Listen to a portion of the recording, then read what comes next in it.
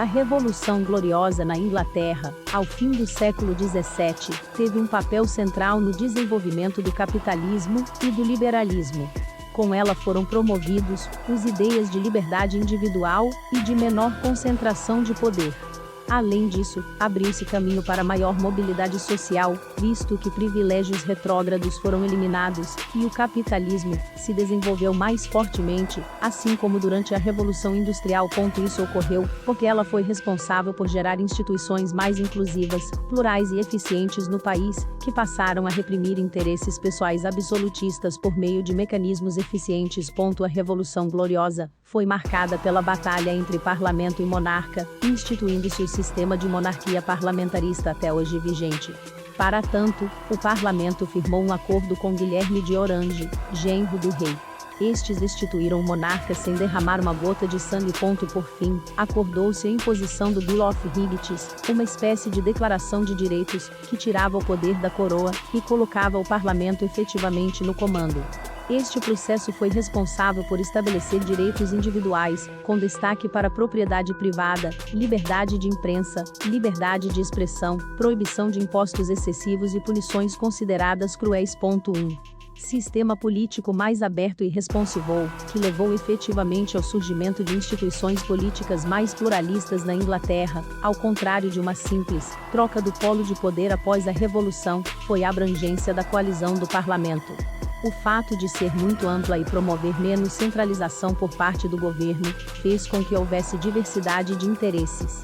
Assim, os limites ao poder tornaram-se muito mais claros. Um claro exemplo disso que influenciou em todas as esferas da sociedade foi a possibilidade de enviar petições ao parlamento. Esse era um direito de todos, revelando grau maior de participação do que aquele visto em outros países no período. Nesse sentido, a Declaração dos Direitos de 1689, ou Bill of Rights, estabeleceu questões legais, como o monarca não poder, a partir de então, suspender e promulgar leis, e aumentar impostos sem consultar o parlamento. Antes, os interesses próprios no trono podiam prejudicar a trajetória de progresso no país. Um exemplo disso é a China, que foi uma potência naval por muitos anos, mas após seus imperadores concluírem que a intensificação do comércio lhes trazia potenciais prejuízos, entre os séculos XIV e XV, o país diminuiu seus fluxos marítimos. 2. Fortalecimento de direitos de propriedade. Até 1688, a ideia era de que a terra pertencia, em última instância, à coroa. Porém, leis modificaram essa natureza da propriedade após a Revolução Gloriosa, dando maior segurança aos cidadãos. Esse fator impulsionou a rede de transportes, que foi fortemente desenvolvida, porque os proprietários de terras poderiam aprimorar estradas e meios de transporte na intenção de cobrar pelo uso desses meios. Isso porque eles não corriam o risco de que a coroa resolvesse tomar seus investimentos. Além disso, o progresso tecnológico também recebeu os benefícios de um senso de propriedade mais forte, inclusive no campo tecnológico. Grandes inventores surgiram, incentivados pelas oportunidades econômicas decorrentes de suas invenções. Outro fato que contribui para isso foi o aumento do fluxo comercial. Voltado para a promoção das atividades econômicas, este setor também adquiriu maiores incentivos, já que passou a existir mais investimento no comércio e na indústria. Por fim, com a criação de previsões legais e a abolição de mecanismos perversos de favorecimento real, mais direitos foram assegurados à população britânica. 3. Enfraqueceu monopólios estatais. É de conhecimento geral que os monopólios elevam o preço dos produtos e suprimem novos empreendimentos na iniciativa privada. Na época, o comércio com as Américas era repleto de monopólios, prejudicando o desenvolvimento destes países.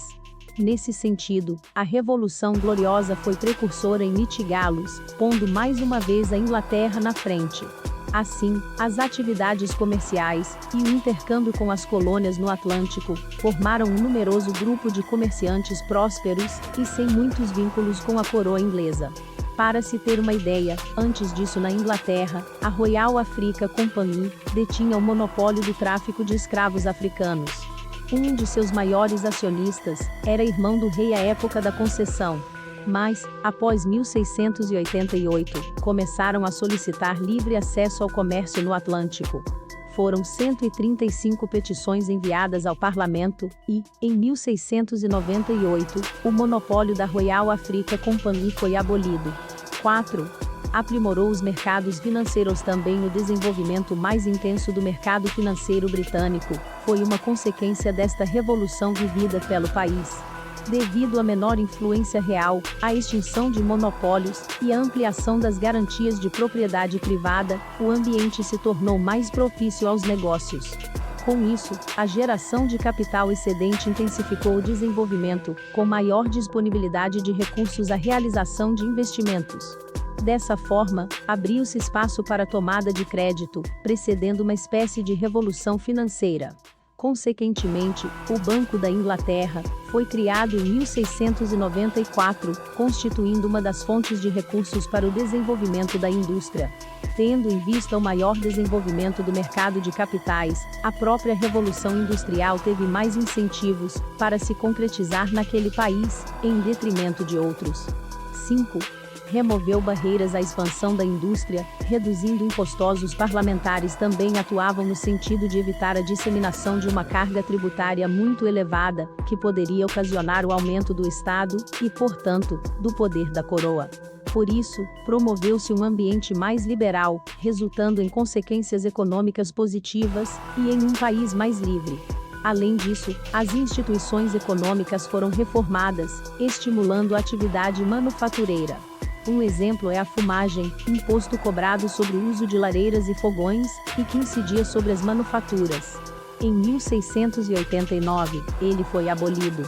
Depois, várias outras leis foram aprovadas para expandir o mercado e sua rentabilidade. Vale destacar que a maioria dos parlamentares estava presente no mundo dos negócios e, portanto, tratava-se de uma ampla coalizão diretamente interessada na rentabilidade destes, favorecendo-os. Em contrapartida, no sistema absolutista, a industrialização não era interessante para os monarcas. Isso porque esta poderia criar instabilidades, que desfavoreceriam a manutenção do poder, principalmente, devido à destruição criativa.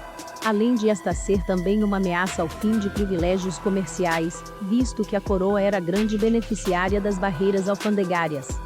6. Fundação de um dos sistemas mais bem-sucedidos com bases capitalistas e liberais. A Inglaterra foi pioneira no processo de industrialização graças ao poder limitado de seus monarcas. Em outros estados, o absolutismo retardou a evolução para um patamar maior de desenvolvimento social e econômico. Assim, mercadores britânicos que não sofriam controle de suas atividades e abusos por parte da coroa ascenderam e enriqueceram, possibilitando uma melhor distribuição das riquezas geradas. Também foi um fator decisivo para tanto, o fato de que outras pessoas, além do rei, passaram a dispor de poder e influência quanto ao uso de recursos e ao funcionamento do Estado. Depois da Revolução, uma economia regida por monopólios, impostos arbitrários, manipulação do sistema legal e violação de direitos, não tinha mais o mesmo espaço.